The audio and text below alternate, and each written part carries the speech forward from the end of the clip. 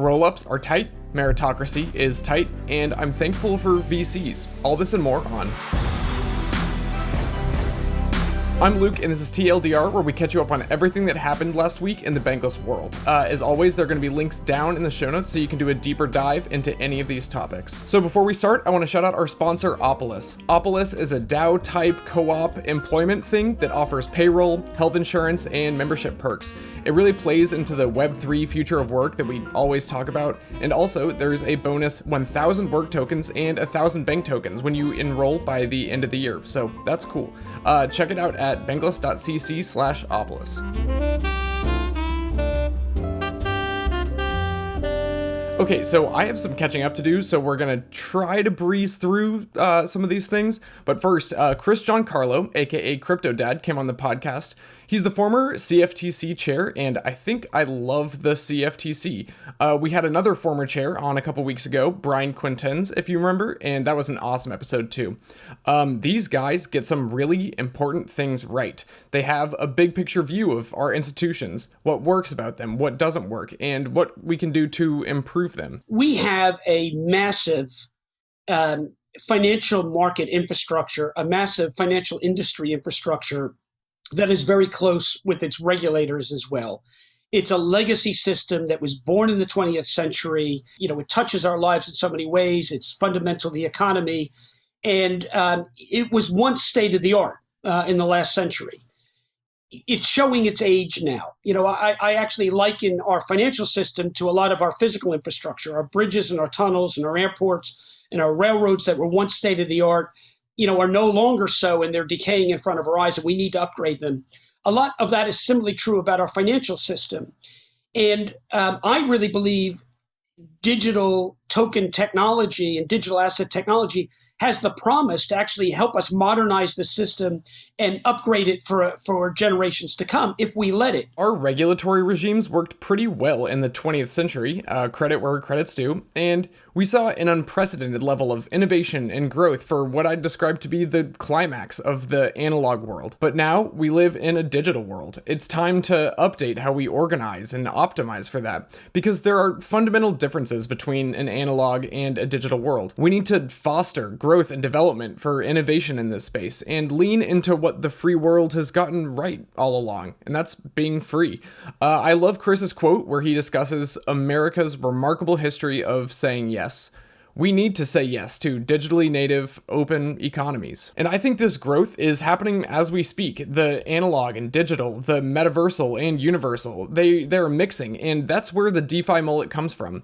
We covered the blending of fintech and DeFi with Kai Sheffield of Visa and Diogo Monica from Anchorage, and a couple takeaways here.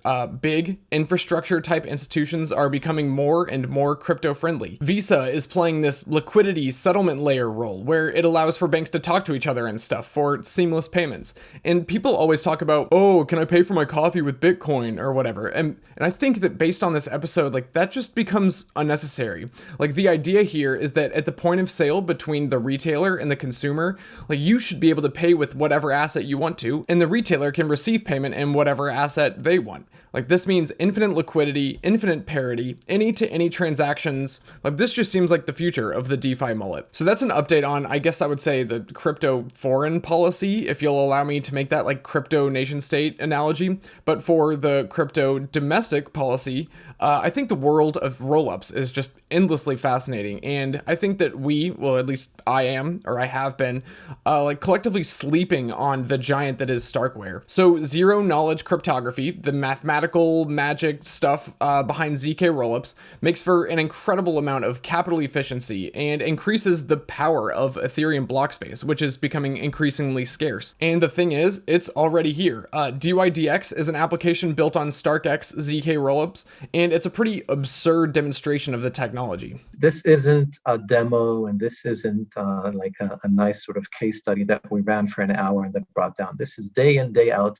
The past 24 hours, we're at 10 billion, I believe, trading volume for DYDX at the end of another one of their fabulous epochs. Cumulative to date, over 230 billion, B as in boy, dollars settled on Ethereum.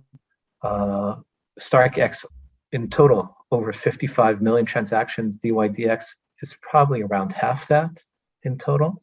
So a very, very dramatic scaling today already on Ethereum.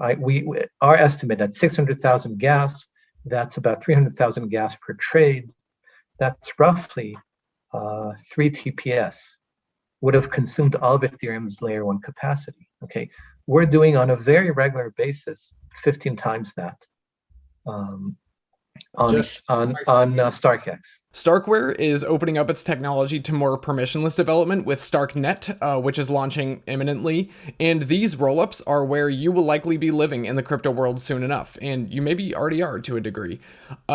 This all comes back to modular blockchains. You have consensus on the beacon chain, that's security. You have data availability on the shards, and that's expanding surface area for rollups. And then rollups themselves are the execution layer. That's you. That's where you will be doing stuff. But for now, and for the most part, like, we're still on mainnet, and you can do really cool things here, like earning yield on stablecoins. Frax is innovating this space in the algorithmic stablecoin space, and it's partially collateralized, decentralized, and capital efficientized. Another how-to we covered is doing group bids on NFTs with PartyBid. You can team up and collectively purchase NFTs, which are then fractionalized and distributed out to the party. You can basically make your own pleasr DAO. And speaking of pleasr DAO, a people pleaser came on Layer 0 to discuss her career as a digital artist in the space. The big inflection point, I think, for people pleaser was the X times Y equals K animation for the Uniswap v3 announcement, which directly brought about the inception of pleasr DAO. Since then, she has done the Fortune magazine cover and a bunch of other really successful projects, and I dig her art. I think it's really cool, and I think it only adds to it that the art is backed by an interesting, charitable, thoughtful person.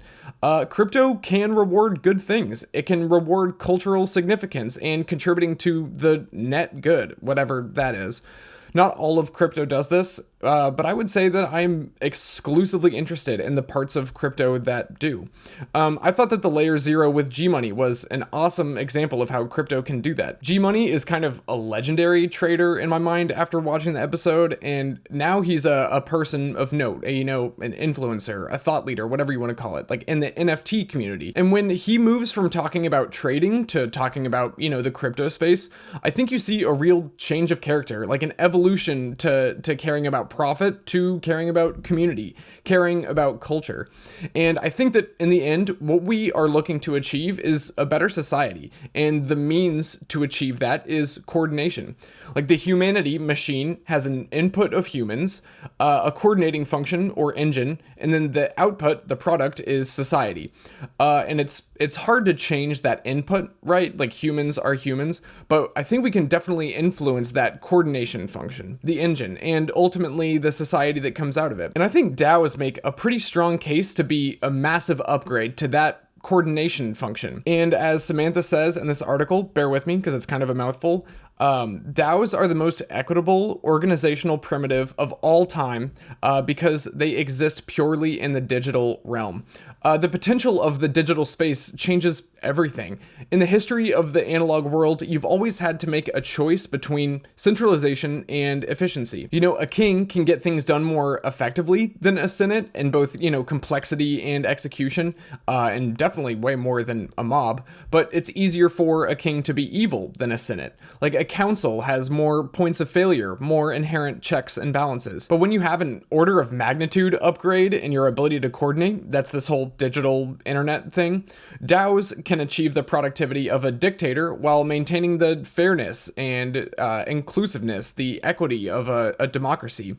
Meritocracy is the unachievable ideal, right? Where capital and resources and power go exactly where they should, the things that deserve it. People are incentivized to behave as they should. And I keep saying should because it's subjective, and so is meritocracy. I don't really think that it can be achieved. But I think with DAOs, you have a once in an epoch opportunity to move closer to that meritocratic ideal.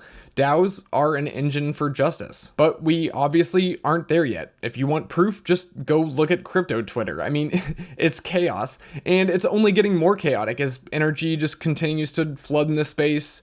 and especially, you know, when the price isn't doing what you want it to. And there was this whole like abandoning Ethereum shouting match, which if you're caught up on it, I think it just boils down to intentions and approach. I think the fundamental disconnect here is between traders and builders, between those who want something right now and those who are looking to the future.